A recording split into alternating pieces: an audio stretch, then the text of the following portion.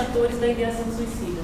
E, na verdade, esse trabalho ele foi pensado porque eu tive uma experiência internacional onde eu nunca tinha vivenciado o tema suicídio infantil, conhecia um pouco do suicídio, mas nunca tinha presenciado essa questão do suicídio na infância. E aí eu tive a oportunidade de ficar 1 ano numa clínica psiquiátrica infantil e percebi, não fora do Brasil, e percebi o quanto esse tema é importante e o quanto a gente aqui no Brasil às vezes não estuda, não dá a devida importância para o tema.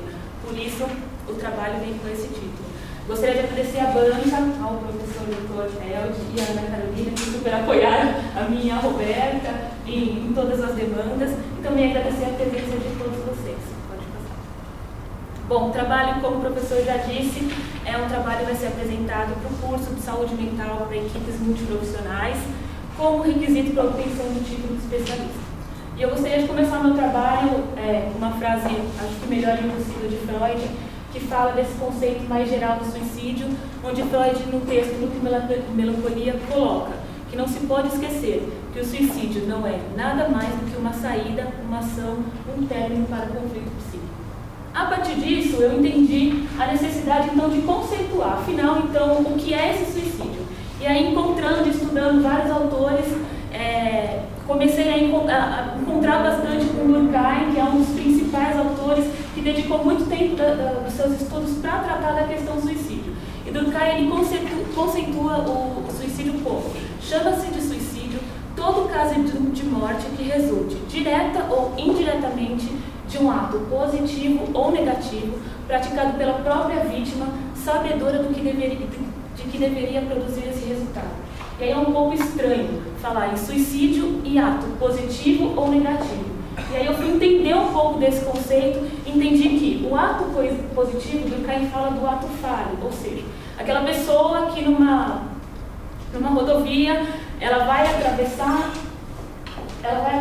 num local em que existe um perigo de morte e acaba morrendo. Para Durkheim, isso seria um ato falho, e esse ato falho seria considerado um ato positivo. E também o ato negativo, que é aquele ato de autoagressão, quando a pessoa vai lá e dá um tiro na sua cabeça, um enforcamento e assim por diante. Senti também a necessidade de falar um pouco das concepções, como é que alguns autores veem a questão do suicídio. E aí eu peguei 4 principais autores estudiosos sobre esse tema. Os 3 primeiros autores são americanos, e são autores que fazem várias pesquisas na Universidade de Ohio, nos Estados Unidos, e eles consideram esse tema tabu ainda na nossa sociedade e que deve ser tratado com manejo diferenciado. Tabu por quê? Quando a gente fala de suicídio, existe ainda uma questão religiosa ligada a esse tema. Né? Para algumas religiões, o suicídio é considerado como uma coisa totalmente aceitável, e por isso a nossa sociedade então não está pronta para trabalhar com o tema, e a gente, quando trabalha, não trabalha com esse manejo diferenciado. Para Durkheim, continuando falando dele, ele diz que o suicídio é um fenômeno, não só um fenômeno, mas um fenômeno muito mais complexo, porque atinge o indivíduo na atmosfera biopsicossocial. E ele diz que o suicídio pode ser de causas gerais ou específicas. Quando a gente fala de causas gerais, a gente diz de ações de causas cotidianas, como a perda de um amor, uma crise financeira e assim por diante. E causas específicas são causas inerentes à vontade desse indivíduo, que seriam algum problema genético e assim por diante. Continuando, o Capitão, também um estudioso no tema, ele diz que tudo começa com a questão da ideação suicida. E ele diz que o suicídio ele pode ser consciente ou inconsciente. Diferente de Costa, que em alguns pontos eles se contradizem, Costa diz que o processo suicida ele não começa com a ideação, mas sim com um desejo suicida, que esse desejo gera uma ideia suicida e aí sim o próprio ato suicida. E quando o Capitão diz de suicídio consciente, é de novo aquela autoagressão. E o inconsciente, ele coloca como aquelas pessoas que gostam de viver perigosamente. Aquela pessoa que está a todo momento se expondo a risco e assim por diante. Também senti a necessidade de trazer alguns dados estatísticos para contextualizar um pouco a gente de como hoje é o cenário do suicídio no mundo. Infelizmente, no Brasil, com a população infantil é muito mais difícil. A gente tem, infelizmente, uma pobreza de dados estatísticos. Mas esses dados todos são da Organização Mundial de Saúde. A gente entende que, a partir disso tudo, a gente consegue considerar que hoje o suicídio é um problema de saúde pública. Por quê? A taxa total de suicídio no Brasil, ela cresceu de 4,4 para 5,7 mortes por 10 mil a cada 10 mil habitantes. E esse crescimento da taxa de suicídio, ele cresce também nos grupos etários de 10 a 14 anos e de 15 a 19 anos, de 20 a 30%, respectivamente. Além disso, hoje a gente sabe que o suicídio é a quinta causa de óbito entre jovens e crianças com idade de 10 a 19 anos. E mais, a taxa mundial de suicídio vem crescendo com crianças de 5 a 10 anos, aumentou em 10 vezes. Ou seja, a partir dos dados a gente consegue entender a importância do estudo desse tema e como esse tema é um problema de saúde pública. Volto a falar que a criança, então, que esse suicídio para a criança pode ter o significado de uma situação de sofrimento insuportável. E a partir disso, a criança começa a passar por existe um significado de ambivalência. De ambivalência, que é aquele ódio e aquele amor que a criança começa a sentir por esse sofrimento insuportável. A partir disso, vem um outro significado que é a impulsividade, de querer resolver logo essa situação para se livrar do sofrimento. E também a rigidez. A criança não consegue entender que esse sofrimento insuportável, ele não é para sempre, que é somente num período e que isso vai passar. Para a psicanálise de Frésia, uma autora também que fala bastante sobre o tema, ela diz que o suicídio pode ter um significado para as crianças como uma fuga de situações problemáticas, uma busca por atenção, em alguns momentos uma forma de autopunição por uma culpa que essa criança traz dentro de si. E para Freud, o Freud no texto Luto e Melancolia, ele comenta o suicídio como homicídio. E aí, tentando entender um pouco como o suicídio pode ser visto como homicídio, Freud diz que esse indivíduo tem uma perda objetal. E essa perda objetal, a pessoa não sabe o que dentro de si foi perdido. Então ela tenta um mecanismo de reparação e um mecanismo de morte a algo interior a si mesmo. E quando a gente pensa que essa pessoa comete suicídio porque quer matar algo dentro de si, Freud então diz que esse suicídio pode ser visto como homicídio. A justificativa então do trabalho veio a partir da necessidade de novos estudos sobre o tema, de novas alternativas de prevenção e de manejo terapêutico e de uma demarcação do grupo e dos fatores de risco. E o objetivo foi identificar e discutir os multifatores que levam ao crescimento significativo do suicídio infantil, como a gente viu nos slides estatísticos. Metodologia. O trabalho, então, é uma revisão bibliográfica. Nessa revisão foram usadas duas bases de dados, PubMed e Bilax, e as palavras-chave: criança, suicídio, fator de risco e coorte. Os filtros utilizados foram textos completos e os idiomas português, espanhol e inglês. Vale ressaltar que a primeira busca foi por textos em português, mas, novamente, por essa questão da falha de produção científica nesse tema, os textos encontrados foram ou em espanhol ou em inglês. E o ano de publicação de 1990 a 2013.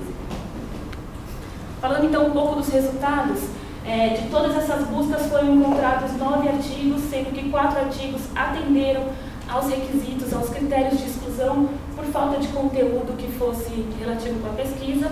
Desses 9 artigos, 5 foram do PubMed e 4 da base Linux. E aí eu vou resumir para você um pouquinho desses artigos, O primeiro artigo é um estudo de coorte, é um estudo que acompanha um grupo de crianças que tem algum tipo de transtorno psiquiátrico, e a conclusão desse artigo é que fatores afetivos, cognitivos e comportamentais influenciam sim diretamente na ideação suicida com as crianças que já tiveram tentativas de suicídio. O segundo artigo é uma revisão de literatura também, e esse artigo ele diz que as taxas de suicídio em crianças estão realmente crescendo no mundo como um todo, e que os níveis de atenção primários, secundários e terciários têm que estar devidamente preparados para atender essa demanda. Não só atender a demanda, mas também fazer um trabalho preventivo e também toda uma parte de tratamento. O terceiro artigo é um estudo de caso controle, então os autores comparam um grupo de crianças que já tiveram tentativa de suicídio com outro grupo de crianças que nunca pensaram sobre o assunto. E aí a conclusão foi que as tentativas de suicídio anteriores, somadas aos transtornos mentais que algumas dessas crianças apresentavam, e problemas familiares, aumentavam sim o risco da ideação suicida nessas crianças. a gente precisa entender a importância do significado da morte para a criança. Um dos autores, em algum dos seus estudos, diz que para a criança a morte não tem o mesmo significado que para o adulto, ou seja, para a criança a morte pode significar um deitar e um acordar. Ou muito mais além, a morte pode significar o reencontro de algum ente querido que foi perdido. Também, a maior predominância desse suicídio e da ideação suicida é em crianças do sexo feminino e crianças negras. E aí os dois autores colocam uma questão muito forte da cultura, por serem meninas e por serem negros. A influência dessa cultura, desse social na ideação suicida infantil. Também existe uma grande relação entre transtornos psiquiátricos e suicídio infantil. E aí eu fui buscar entender um pouco mais o porquê disso. E aí um dos autores dizem que os transtornos psiquiátricos eles demoram a serem identificados pela família e muitas vezes não são tratados porque a família não dá a devida importância. E esses transtornos eles começam a ficar cada vez mais sintomáticos e aí sim a grande parte das crianças, como eu contei para vocês, que tem transtornos psiquiátricos também tem a ideação suicida e muitas vezes a tentativa do suicídio. Boitrago, um dos autores, um dos pesquisadores, ele diz também que o processo suicida na criança ele tem um aumento gradativo da letalidade, ou seja, a criança começa com uma letalidade pequena, um machucado, um ferimento pequeno, e aí sim, isso vai sendo gradativo, vai ficando um pouco cada vez maior, até sim a morte propriamente dita.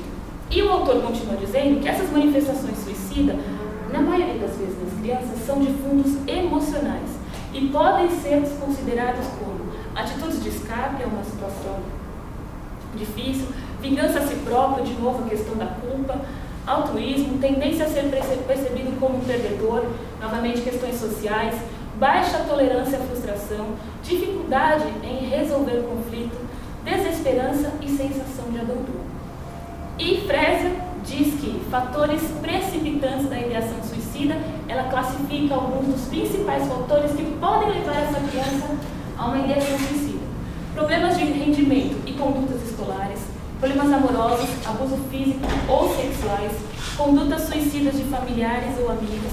E aí, quando ela diz conduta suicida, ela faz aquele link com a questão do significado do suicídio, dizendo que muitas crianças se matam porque sabem que algum dos seus familiares cometeram suicídio e que nesse momento elas vão ter uma oportunidade de reencontrar esse ente querido.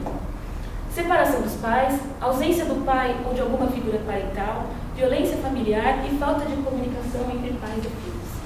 A partir disso, então, e de acordo com todas as referências teóricas, foram destacados os principais multifatores da ideação suicida.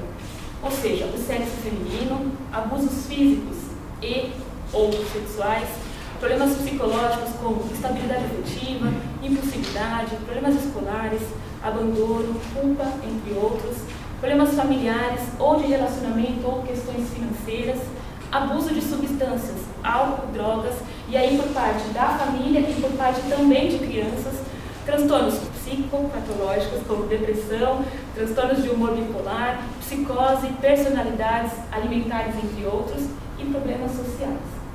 E a partir disso, então, foi concluído que o suicídio é sim um fenômeno complexo que atinge o indivíduo na esfera biopsicossocial. Existe uma grande preocupação com o contexto brasileiro, porque, como eu disse a vocês, hoje não existem dados sobre o suicídio, existem poucos dados sobre o suicídio na população infantil. Existe uma necessidade de maior produção científica sobre o tema, necessidade de diagnóstico antecipado, também uma grande necessidade na psicoeducação e atuação preventiva nos fatores de risco.